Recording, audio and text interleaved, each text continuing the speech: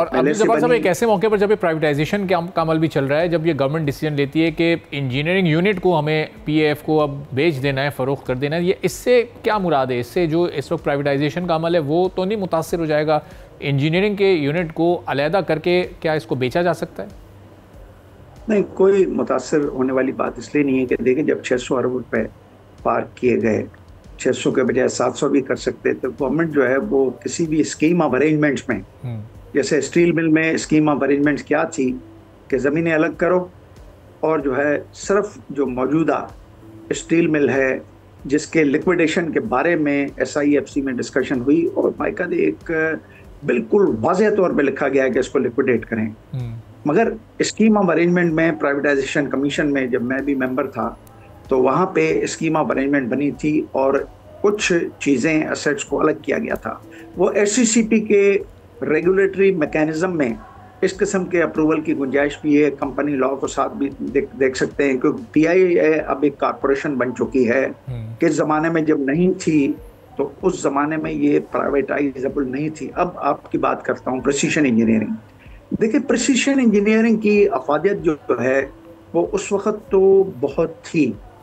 जब कुछ चीज़ें बोइंग, एयरबस या दूसरी कंपनियां जो जहाज़ बनाती हैं, जिनको स्पेयर पार्ट्स के हवाले से हमारे इस प्रिसीशन इंजीनियरिंग के ऊपर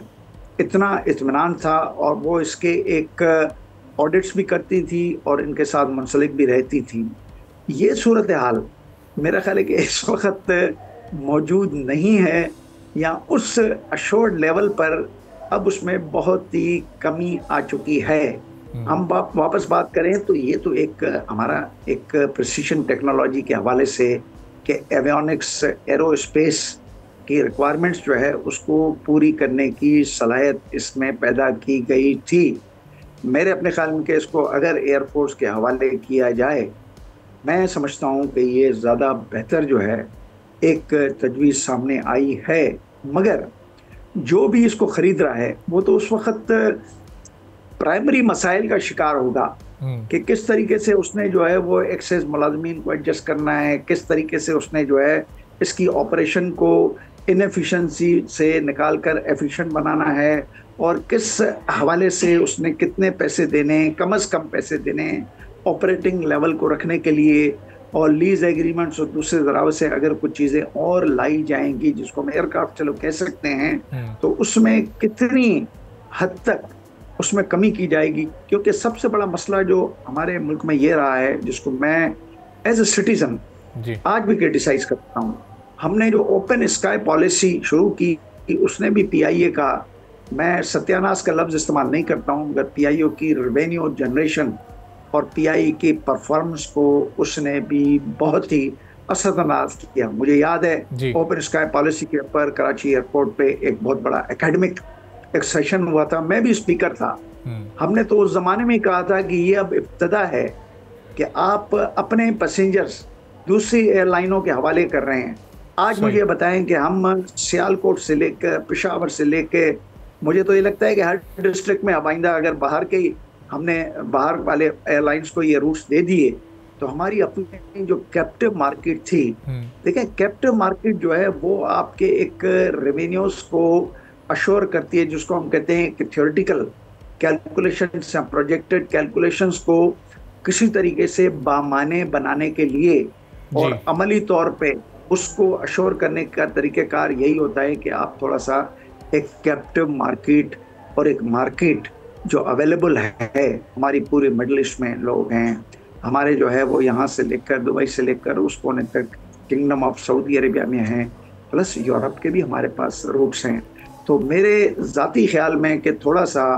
हुकूमत को, अगर ये हुकूमत ये बातें कर रही है कि हाँ जी हम जो है वो इस रूट्स के हवाले से कैपिटलाइज करेंगे और प्रिसीशन इंजीनियरिंग को हम उसके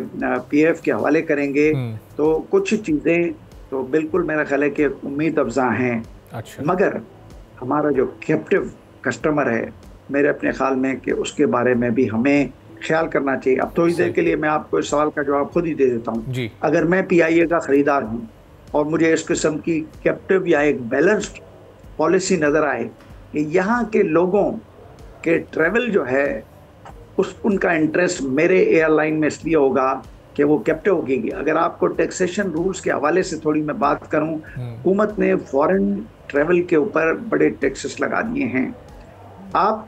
मेरा ख्याल है कि मैं बड़े एहतियात से कह रहा हूं कि आपको उस टैक्सेस लगाने की भी ज़रूरत नहीं है। अच्छा। अगर आप मोहतात तरीके से अगर कैप्टिव अपने ही पैसेंजर्स, ओपन स्काई पॉलिसी को थोड़ा सा, मेरा ख्याल में अगर आप बिल्कुल ही ख़त्म नहीं कर सकते हैं तो उसमें एक बैलेंस पैदा करना पड़ेगा कि वो रूट्स जो आपके बिल्कुल, जिसको कहना चाहिए कि ऑल द टाइम 3 महीने से पहले एस्पायरेंट बुकिंग के लोग अवेलेबल हैं, उसको अगर आप अपने पास कैप्टिव बना लें तो मेरे अपने ख्याल में कि कुछ पॉलिसी को वहाँ पे ओपन स्काई में कोई रद्दोबदल कर लें तो आपके रेवेन्यू